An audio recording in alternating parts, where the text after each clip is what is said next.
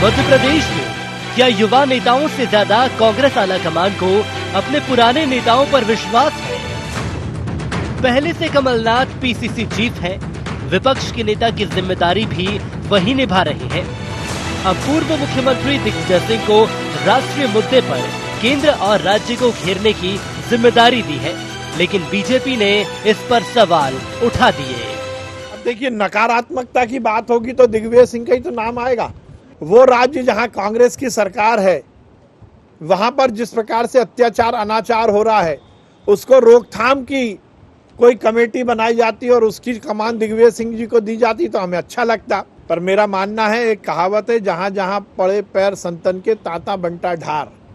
तो बंटा ढार, मिस्टर बंटा ढार को जो कमान दी जाएगी उसका वो बंटा ढार ही करेंगे। दरअसल बीते दिनों मध्य प्रदेश में सरकार के खिलाफ जो आंदोलन हुए, उसमें बड़ी भूमिका दिग्विजय सिंह की रही। बल्कि कांग्रेस आलाकमान को लगता है कि दिग्गी से अच्छे कोई रणनीतिकार नहीं हो सकते। बीजेपी ने सवाल उठाए तो कांग्रेस को लगता है कि ये बीजेपी का डर है। दिग्विजय सिंह जी ने मध्य प्रदेश की राजनीति में इस शब्द का इजाद करने वालों से पूछा है, और दिग्विजय सिंह जी ने तो थोड़ी संयमता दिखाई है, जो सिर्फ मध्य प्रदेश को लेकर पूछा है कि बंटा ढार कौन है। मैं तो उस बात को और आगे बढ़ाता हूं कि पूरे देश का बंटा ढार करने वाला कौन है। तो बंटा ढार कौन है, भारतीय जनता पार्टी बताए ना। प्रदेश में 2003 से सत्ता से बेदखल होने के बाद दिग्विजय फिर सक्रिय भूमिका में है। निशाने पर केंद्र और राज्य सरकार है और बीजेपी उनकी सक्रियता को पार्टी के लिए अच्छा संकेत मानती है। लेकिन बड़ा सवाल ये भी कि युवाओं की जगह 70 से ऊपर उम्र के नेताओं पर इतना विश्वास क्यों? Bureau report, IND 24।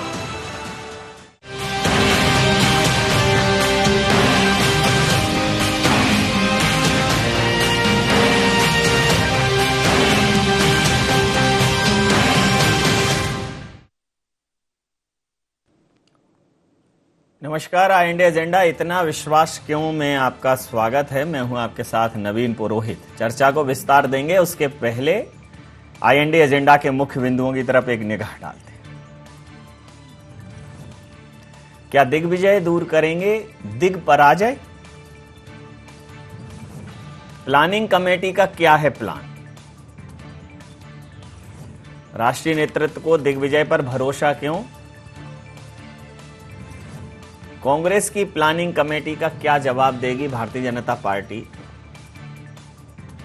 इन्हीं सवालों के साथ चर्चा में आप सबका पुनः स्वागत है। मध्य प्रदेश में जब कांग्रेस का शासनकाल था, खासकर 93 से लेकर 2003, 2 बार दिग्विजय सिंह जी मध्य प्रदेश के मुख्यमंत्री के तौर पर कांग्रेस के प्रतिनिधित्व किया उन्होंने। उन 10 सालों के कार्यकाल में मध्य प्रदेश का अविभाजित मध्य प्रदेश का विभाजन हुआ, छत्तीसगढ़ भी बना।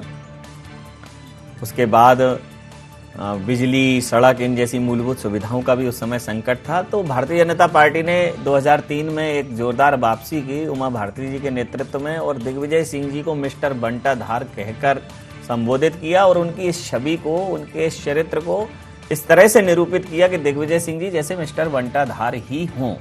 तो महत्वपूर्ण सवाल ये है कि दिग्विजय सिंह जी ने उस हार के बाद स्वयं को 10 साल तक सक्रिय राजनीति से दूर रखने का फैसला किया। उस पर उन्होंने 10 साल तक कोई बात ही नहीं की, उन्होंने राजनीति में कोई एक्टिव इन्वॉल्वमेंट नहीं दिखाया। उसके बाद मध्य प्रदेश में उन्होंने नर्मदा सेवा यात्रा की, भारतीय जनता पार्टी के समक्ष ये कहा कि मैं फ्रंट फेस भले ही ना रहूं, लेकिन मैं कार्यकर्ताओं से बात करूंगा और कांग्रेस की सरकार बनाने के लिए भरसक कोशिश करूंगा। और मध्य प्रदेश में कांग्रेस की सरकार बनी, फिर कांग्रेस की सरकार गिरी।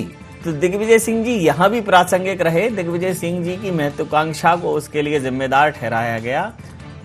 इन सब तमाम आलोचनाओं के बावजूद, तमाम बुराइयों के बावजूद, तमाम आरोपों के बावजूद दिग्विजय सिंह जी हैं कि उनका जो कद है, उनकी जो प्रतिष्ठा, उसमें कोई कमी नहीं आई है। केंद्रीय नेतृत्व ने उन पर भरोसा जताया है। कांग्रेस के केंद्रीय नेतृत्व ने एक प्लानिंग कमेटी बनाई है, उसका चेयरमैन कांग्रेस को बनाया है, दिग्विजय सिंह जी को बनाया है कांग्रेस ने, और केंद्र सरकार की घेराबंदी करेंगे दिग्विजय सिंह जी।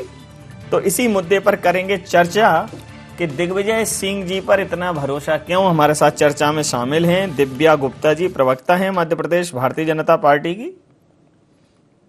ब्रजेश पांडे जी, प्रवक्ता मध्य प्रदेश कांग्रेस के हमारे साथ हैं। सुरेश शर्मा जी, जिन्होंने उस कार्यकाल को बहुत सक्रियता के साथ जिया है और बहुत नजदीकी से देखा है, वो भी हमारे साथ हैं। सुरेश शर्मा जी वरिष्ठ पत्रकार, आप समस्त महानुभावों का बहुत बहुत स्वागत।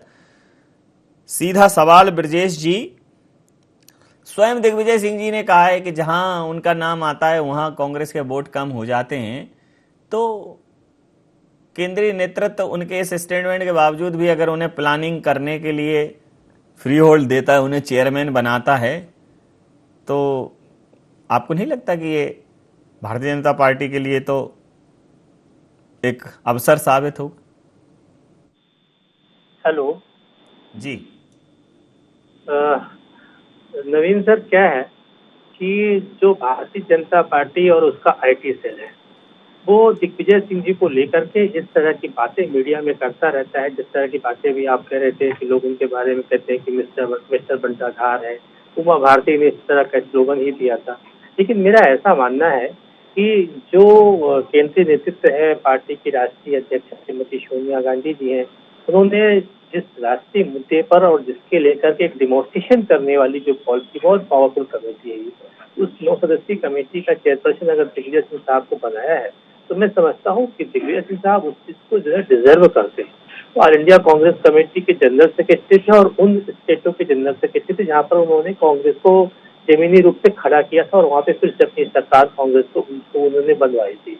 और उस कमेटी में जिन महत्वपूर्ण नेताओं को रखा गया, उसमें खुद उत्तर प्रदेश कांग्रेस की general secretary incharge Priyanka Gandhi Vadra ji हैं, मेंबर ऑफ पार्लियामेंट उत्तम कुमार रेड्डी जी हैं, मनीष चतरथ जी हैं, BKR प्रसाद साहब जनरल सेक्रेटरी थे, रिपुन बोरा जी हैं, उदित राज जी हैं, रागिनी नायक जी हैं, हमारे साथ प्रवक्ता रही हैं यूथ कांग्रेस में, और जुबेर खान जी हैं। फिर भी जुबेर खान जी NSUI में हमारे साथ काम के बाद में यूथ कांग्रेस में। तो मैं समझता हूँ कि केंद्रीय नेतृत्व को दिग्विजय सिंह जी की कार्यशैली पर और जिस तरह से भारतीय जनता पार्टी की सरकार बनने के बाद और इस 7 साल के अंदर लोगों ने दर्द देखा है कि आए दिन पेट्रोल के दाम, डीजल के दाम, गैस सिलेंडर के दाम बढ़ रहे हैं। इन सब चीजों को लेकर के किस तरह से एक सशक्त विपक्ष के भूमिका के रूप में एक संगठन की बड़ी जिम्मेदारी दिग्विजय सिंह साहब को सौंपी है, और ये एक अच्छी पहल है और इसका एक अच्छा निर्णय, इसका एक अच्छा रिजल्ट देखने को मिलेगा। दिग्विजय सिंह जी ने आज तक जितनी बातें कही है राजनीतिक जीवन में, तकरीब उनकी हर बातें खरी साबित हुई हैं, चाहे वो जिस प्रदेश के नेताओं के बारे में हो। तो नवीन साहब, मेरा मानना है कि दिग्विजय सिंह जी को जिस कमेटी का अध्यक्ष बनाया गया, इस प्लानिंग कमेटी का, उसका एक अच्छा आउटपुट कांग्रेस को मिलना सुनिश्चित है। ठीक है, मेरे को आपके मानने में कोई आपत्ति नहीं है। दुनिया में मानने का बाजार गर्म है, जो मानिए वो मानिए, इसमें क्या शर्म, उसमें कोई दिक्कत नहीं है। मेरे को तो नहीं होनी चाहिए, खासकर कांग्रेस के उस पर, लेकिन भारतीय जनता पार्टी की सोच जरूर जानना चाहूंगा। दिव्या जी, आप लोगों के लिए तो ये बड़ा दिव्य अवसर हो गया है। आप लोगों को, आप जिस पर सबसे ज्यादा लक्ष्य संधान करते हैं, जो आपकी सबसे ज्यादा निशाने पर रहते हैं दिग्विजय जी, और उनके जो बयान हैं वो कई बयान ऐसे हैं जो कहीं ना कहीं एक बहुसंख्यक आबादी को ठेस पहुंचा देते हैं। तो आपके लिए तो बहुत ही अच्छा अवसर आपको प्राप्त हो गया। अब वो केंद्र सरकार की नीतियों का दिग्विजय सिंह जी जो प्लानिंग कमेटी है उनके नेतृत्व में विरोध करेगी, और आप लोग दिग्विजय सिंह का विरोध करने में माहिर हैं। तो अब दिग्विजय सिंह जी ऑफिशियली आप लोगों के सामने आएंगे, तो कैसे देखती हैं इस प्रतिरोध को आप? कांग्रेस की बेहद कंगाली का समय है। यहाँ पे कंगाली से अर्थ है कि उनके पास, मैं आश्चर्य करती हूँ कि उनके पास कितने लोगों की कमी हो चुकी है कि अब वो 70 साल से ऊपर के दिग्विजय सिंह जी को एक और ऐसी कमेटी का चेयरमैन बना रहे हैं कि आंदोलन करने के लिए एक राष्ट्रीय कमेटी उनको चाहिए। उसकी कमान दिग्विजय सिंह जी को सौंप रहे हैं, जो ऑलरेडी बंटाधार का एक उनके पास तमगा है ही। गुरु घंटाल, मैं तो उनको बोलना चाहूंगी, क्योंकि वो इसलिए है कि जहां जाते हैं वहां उसका रायता फैला के आते हैं। आप अपने आप को युवा पार्टी कहते हैं, आपका जो नेतृत्व वो अपने आप को युवा कहता है, जो 50 साल से ऊपर का युवा है वो अपने आप को अभी भी युवा ही कह रहे हैं। तो आप किस भ्रम में जी रहे हैं मुझे नहीं मालूम। आपके पास किस तरह की कंगाली है कि आपको आंदोलन करने के लिए एक ऐसे व्यक्ति के सिर्फ और सिर्फ नेगेटिविटी है। उनके पास पॉजिटिव करने के लिए कुछ भी नहीं है। सिर्फ रोज एक सुबह उठ के एक जुमला गढ़ते हैं, जुमला गढ़ के बोल देते हैं। नेगेटिव जितना आप बोल सकते हैं उतना बोल सकते हैं। आपको लगता है कि अब ये चीज बहुत बासी हो चुकी है, अब इस तालाब में अब कुछ नया होना चाहिए। ये एक बहुत पुरानी सी, एक बासी सी एक वैचारिक संरचना है जिसको करने के लिए मुझे लगता है कांग्रेस बहुत कंगाल है। और इस कंगाली का पॉलिसी जो इनके पास है, वो पॉलिसी को हम अगर बोला जाए तो they are very confuse party. इसको हम पॉलिसी पैरालिसिस पार्टी कहते हैं। और इस समय अगर दिग्विजय सिंह जी हमारे साथ कांग्रेस के साथ अगर रहते हैं तो मुझे लगता है कि हम लोगों के लिए इससे अच्छा अवसर नहीं होगा कि क्या कहें उनके बारे में। रोज सुबह उठ के उनका सिर्फ एक काम है और हमको लगता है कि नहीं, ये कांग्रेस के लिए बहुत बहुत बहुत कंगाली का समय है कि उनको विचार करना चाहिए अपने ऊपर कि क्या उनके पास। अच्छा, इंटरेस्टिंगली जब उनके ऊपर की क्रीम लेयर के जो G23 उनको छोड़ के जा चुके हैं, जो हाशिए पर रखे गए हैं, उसके बावजूद आपके पास इतने बड़े बड़े महानुभाव हैं, उनको आप दरकिनार करके और एक दिग्विजय, मान लीजिए आज की जो कमलनाथ सरकार आपकी गई थी मध्य प्रदेश में, आपकी गुटबाजी ही आपको ले डूबी। दिग्विजय सिंह जी का पुत्र मोह उनको ले डूबा। आपने एक सरकार इसलिए गिरा दी क्योंकि आपको पुत्र मोह में आप लिप्त थे। आपकी पार्टी के विद इन पार्टी आपके इतने सारे गुट हैं कि ज्योतिरादित्य जी को आपको छोड़ के जाना पड़ा। आपके स्वयं आपके भाई आपसे परेशान हैं। लक्ष्मण सिंह जी कहते हैं कि मुझे दरकिनार कर दिया जाता है। तो ऐसे दिग्विजय सिंह जो स्वयं भू अपने आप को एक नेता बना के रखते हैं, सिर्फ मैं और मेरा, तो ये कौन सी पार्टी की बात चर्चा हो रही है और किस पार्टी प्रतिक्रिया ले लेता हूं दिव्या जी ने एक सवाल उठाया है सुरेश सर। वो सवाल थोड़ा सा कांग्रेस को उस पर आत्मचिंतन और आत्ममंथन करना चाहिए कि युवाओं की बात करने वाली कांग्रेस मध्य प्रदेश में दो बुजुर्गों के हाथ में है, कमलनाथ जी और दिग्विजय सिंह जी। और मध्य प्रदेश में जो सेकंड लेयर है कांग्रेस की, वो उतनी सक्रिय दिख नहीं पा रही है। कौन है जो नेतृत्व करेगा इन लोगों के बाद? अभी इन लोगों के अंदर ही नेतृत्व की इतनी उत्कंठा है कि दूसरों को अवसर कब मिले मालूम नहीं। अब प्लानिंग कमेटी के चेयरमैन भी दिग्विजय सिंह जी होंगे, तो कैसे देखते हैं इस निर्णय को आप? देखिए नवीन जी, आपके दो सवाल हैं। पहला सवाल तो ये है कि कांग्रेस मध्य प्रदेश में युवाओं को आगे नहीं ला पा रही है, और दूसरा ये है कि प्लानिंग कमेटी के चेयरमैन के नाते दिग्विजय सिंह की भूमिका क्या होगी।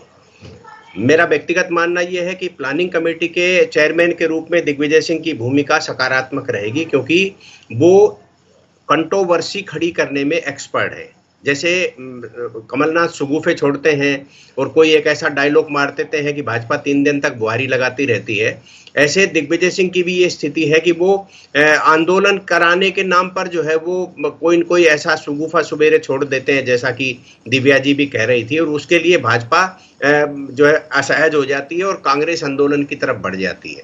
दूसरा, मैंने ये महसूस किया है कि दिग्विजय सिंह जी ने इस उम्र में, आप 70 का कहिए, 72 का कहिए या 80 का कहिए, ये आप तय करिए, लेकिन उन्होंने जिस तरीके से BHEL में पानी की बौछारों को झेला, उससे ये लग रहा है कि वो व्यक्ति आज भी आंदोलन करने की स्थिति में है। ये दो पॉजिटिव पॉइंट मैं देखता हूं। तीसरा जो है, इसमें सबसे महत्वपूर्ण पॉइंट ये रहेगा कि दिग्विजय सिंह के खड़े होने से जो नुकसान होता है, क्योंकि अब बहुसंख्यक समाज जो है वो ये मानने लग गया है कि जो हमारी पॉलिटिक्स नहीं करता वो हमारा नहीं है। यही कारण है कि वो भोपाल से लोकसभा का चुनाव हारे, और उनके द्वारा की जाने वाली बयानबाजी भाजपा के लिए सहज रूप से पका हुआ फल जैसा हो जाता है, क्योंकि भाजपा जो है वो बहुसंख्यक समाज की पॉलिटिक्स करती है, चाहे वो कहने को कुछ भी कहती रहे। तो ऐसी स्थिति में दिग्विजय सिंह का चेयरमैन बनाया जाना भाजपा के लिए मुफीद रहेगा। जहां तक युवाओं को नेतृत्व न दिए जाने का प्रश्न है, तो मुझे लगता है कि दोनों बड़े नेता जो है अपने युवा नेताओं पर भरोसा नहीं करते, क्योंकि पर्दे के पीछे रह करके भी पॉलिटिक्स की जाती है, नेतृत्व पैदा किया जा सकता है। तो मुझे लगता है कि ये दोनों जो हैं अपने नेताओं पर अविश्वास पैदा करते हैं, कमलनाथ और दिग्विजय सिंह। और अंत में मैं ये कहना चाहता हूं कि दोनों के, मुझे लगता है कि राजनीतिक भूख समाप्त नहीं हुई है, जिसके कारण ये अपनी ही पार्टी का बंटाढार कर रहे हैं। जी, राजनीतिक भूख के लिए कुछ ऐसा भोजन कराओ पांडे जी कि ये भूख खत्म हो जाए। नेतृत्व में पद की जरूरत कहाँ है? संरक्षक के तौर पर भी काम किया जा सकता है। नए नेतृत्व को अवसर मिले, युवाओं को अवसर मिले, उसके लिए मध्य प्रदेश में या पूरे देश में एक आंदोलन होना चाहिए। भारतीय जनता पार्टी कह रही है आप लोग युवाओं की बात तो करते हो लेकिन युवाओं को मौके देते नहीं हो। नवीन सर, असल में भारतीय जनता पार्टी की मैं अपने काबिल प्रवक्ता दिव्या जी से कहना चाहूंगा, थोड़ा रामचरित मानस की उस चौपाई पे भी ध्यान दे दीजिए जहाँ पर तुलसी बाबा लिखते हैं कि मत कीरित गत भूत भुलाई, जब जेहि जतन जहाँ जेहि पाई, तो जानव सत्संग प्रभावों लोगों वेद न आन उपाऊ। जिस तरह से आपने अपनी पार्टी के अंदर आदरणीय श्री लाल कृष्ण आडवाणी जी को, मुरली मनोहर जोशी जी को, बड़े बड़े सीनियर नेताओं को घर में बिठा दिया है, आप शायद ये परंपरा कांग्रेस पार्टी से सोच रहे हैं कि हम अपनी पूर्ववर्ती की पीढ़ी के साथ ऐसा बर्ताव करेंगे। हरगिज नहीं। जो कमेटी बनाई गई है ये कमेटी जो है राष्ट्रीय मुद्दों पर आंदोलन की योजना तैयार करेगी। इस कमेटी का स्वरूप देश में ये होना है कि इस कमेटी के माध्यम से हम केंद्र की सरकार, मोदी की सरकार अगर जनता के खिलाफ कोई भी काम लेकर के आती है, जैसे भी किसानों को लेकर के आंदोलन कर रहा है, किसानों के आंदोलन में कांग्रेस पार्टी की क्या रणनीति होनी चाहिए, किस दशा और दिशा के साथ पार्टी को चलना चाहिए, ये पॉलिटिकल स्ट्रेटजी बनाने का काम इन लोगों को दिया गया है, जिसमें खुद प्रियंका जी हैं और सीनियर लीडर है आरिफ जी जैसे लोग हैं। तो मैं समझता हूँ कि, और दूसरी बात जो बहुसंख्यक चुनाव की बात है, बहुसंख्यक वर्ग कहीं भी रहे, आप मुझको बताइए चुनाव में हार या जीत का जो अगर मापदंड तय होता तो अटल बिहारी वाजपेयी जी माधवराव सिंधिया जी से चुनाव हार गए। ऐसा कुछ नहीं होता, बड़े बड़े दिग्गज से चुनाव हार जाते हैं, हार जीत अलग चीज होती है। लेकिन सबसे महत्वपूर्ण बात यह है कि अगर बार बार हो तो अलग चीज होती है, बार बार हो तो फिर थोड़ा सा ध्यान देना पड़ता है। सिंह जी अपने जिनका जो पार्लियामेंट्री कंस्टिट्यूंसी है नवीन साहब, वो राघोगढ़ है, वहां से हट करके उन्होंने भोपाल से वो चुनाव लड़े थे। स्वाभाविक बात है, एक नया क्षेत्र था उनके लिए, बताया ना कि एक बेव के कारण हो गया। लेकिन दिग्विजय सिंह की कद काठी, मध्य प्रदेश के 2 बार चीफ मिनिस्टर थे, ऑल इंडिया के जनरल सेक्रेटरी थे, और उन्होंने कह दिया था कि मैं सत्ता में कोई पद नहीं लूंगा। यूपीए की 2 बार सरकार रही केंद्र में, उन्होंने कोई भी सत्ता का पद नहीं लिया। आप इस चीज को भली बात से जानते हैं। लेकिन सबसे बड़ी बात है कि भारतीय जनता पार्टी अपनी पूर्ववर्ती पीढ़ी के लोगों का सम्मान करे न करे वो जाने, लेकिन हम प्रतिवर्ती पीढ़ी के लोग, कांग्रेस के लोग, अपनी पूर्ववर्ती पीढ़ी को कहां पर किस जगह पे रखना है, कहां से उनसे हमको जो है चाणक्य नीति का अनुसरण कराना है, ये भली बात जानते हैं। और दिग्विजय सिंह को जो जवाबदारी, जो गुरु उत्तरदायित्व दिया गया है, उसका प्रतिफल बहुत अच्छा मिलना, ये मैं आपसे विश्वास के साथ कहता हूँ। जी दिव्या जी क्या कहेंगी? दिग्विजय सिंह जी से कांग्रेस में एक उत्साह का संचार है और इसका प्रतिफल बहुत अच्छा मिलेगा। कांग्रेस के जो बड़े नेता के तौर पर अब वो प्लानिंग कमेटी के साथ केंद्रीय नेतृत्व को घेरेंगे भारतीय जनता पार्टी के, तो बिल्कुल नाकों चने चबाने वाले हैं। बहुत वैसे भी हमलावर रहते हैं वो सुबह से शाम तक भारतीय जनता पार्टी। बिल्कुल नाकों चने नहीं चबाने वाली। मैं सिर्फ मनीष जी आपसे पूछना चाहूंगी कि अगर आप इतना ही अपने सीनियर लीडर्स को रिस्पेक्ट की बात करते हैं तो माननीय प्रणब मुखर्जी जी का इतना अपमान क्यों करा था आप लोगों ने? गुलाम नबी आजाद जी इतने दुखी व्यथित क्यों बैठे रहते हैं? कपिल सिब्बल जी आजकल अपने आप को हाशिए पे महसूस करते हैं। मनीष तिवारी एक अच्छे उम्दा लॉयर होने के बावजूद, बहुत प्रखर वक्ता होने के बावजूद आजकल किनारे पे बैठे हुए हैं। चिदम्बरम साहब को किसी प्रेस कॉन्फ्रेंस पे बिठाने के लिए आप बिठा देते, अदरवाइज उनको आपने कहाँ बिठाया वो आप जानते हैं। और आपके सबसे बड़े मनमोहन सिंह जी जो इतने विद्वान व्यक्ति है, उनका आपने क्या हश्र करा था वो तो दुनिया ने देखा है।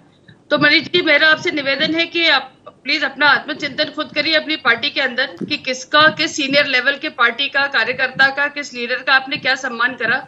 माननीय प्रणब मुखर्जी कितने दुखी और व्यथित गए हैं वो आप ही जानते हैं और हम भी सब जानते हैं और दुनिया जानती है। उनकी पुस्तक उन्होंने जब लिखी थी तो उसमें उन्होंने अपनी सारी वेदना प्रकट करी थी। मैं आपसे निवेदन करूंगी कृपया उस पुस्तक को एक बार पढ़ जरूर ले, आपको पता चलेगा कि कांग्रेस के अंदर की जो गुटबाजी है और जो माननीय सोनिया जी अपने चहेतों और हितैषियों के साथ जो करती हैं वो आपके सब समक्ष सब विदित है। वरना ये हाल न होता कांग्रेस का यदि वो इस तरह से अपने आप की गुटबाजी में न बटी हुई होती।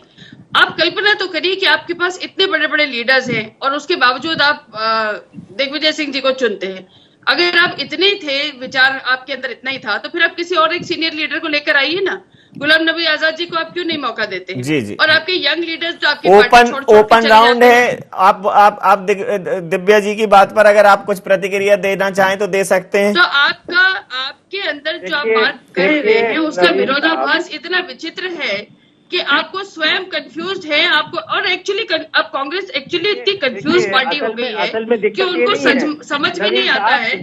ये दो बड़े नेता सिर्फ पुत्र मोह में बैठे हुए हैं। कमलनाथ जी अपने पुत्र मोह में बैठे हुए, दिग्विजय सिंह जी अपने पुत्र मोह में बैठे हुए, और एक माननीय सोनिया जी है जो अपने पुत्र मोह में बैठी हुई है। तो जो पार्टी है पुत्र मोह में डिवाइडेड है। वो जब कुछ भी कहते हैं उसका बड़ा दूरगामी परिणाम निकलता है, और ये और इनकी पार्टी पूरी बैकफुट में आ जाती है। इनके ये जितनी स्क्रिप्ट बोल रही दिव्या जी, वो शायद हमें लगता है कि मोहन भागवत जी के यहाँ से लिख करके आ गया, वो स्क्रिप्ट बोल रही है। इनके पार्टी में एजेंडा तय किया जाता है। हमारे यहाँ के प्रवक्ता को अपने विवेक से, अपने बुद्ध से, अपने कौशल से, अपने ज्ञान से बोलना होता है।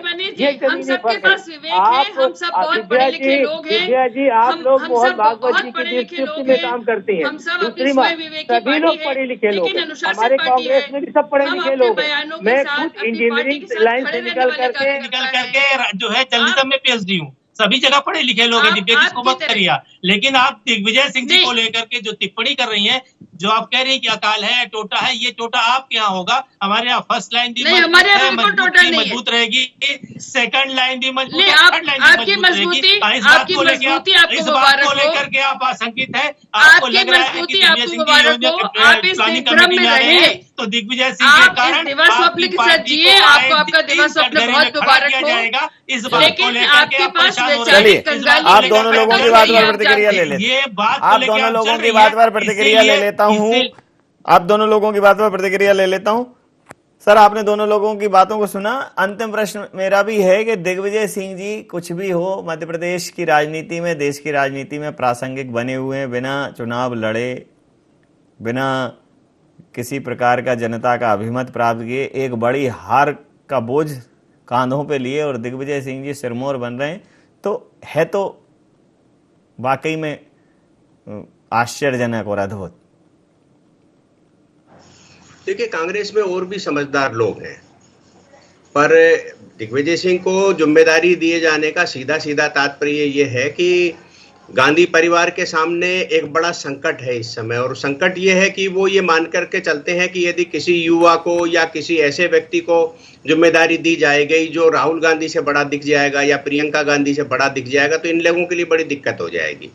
तो मुझे ये लगता है कि चूंकि दिग्विजय सिंह जी राहुल गांधी जी के राजनीतिक गुरु रहे हैं और उन्होंने काफी दिन तक उन्हें सीख दी थी महामंत्री के नाते, तो ऐसी स्थिति में उनका वापसी करा लेने में इन्होंने ज्यादा बेहतर समझा। एक तो दूसरा मुझे ये समझ में आ रहा है, मैंने अभी दोनों आदरणीय प्रवक्ताओं की बात सुनी है, तो मुझे उसमें एक चीज ये समझ में आ गई कि कांग्रेस जो है वो युवाओं को की बजाय जो है अपने पुराने नेताओं को सम्मान देने के नाम पर जो है राहुल गांधी को त्यागपत्र के बाद सोनिया गांधी जी को अध्यक्ष बना देते हैं, और यदि किसी और को जिम्मेदारी देने के बजाय 76, 72, 75 साल के लोगों को जिम्मेदारी दे रहे हैं। इसका मतलब जो थिंक टैंक जो कांग्रेस में युवाओं का राहुल गांधी ने तैयार किया था, वो सारा दरकिनार सोनिया गांधी जी ने कर दिया। इसके कारण से ज्योतिरादित्य सिंधिया, नितिन प्रसाद टाइप के जो लोग हैं वो छोड़ करके जाने लग गए हैं।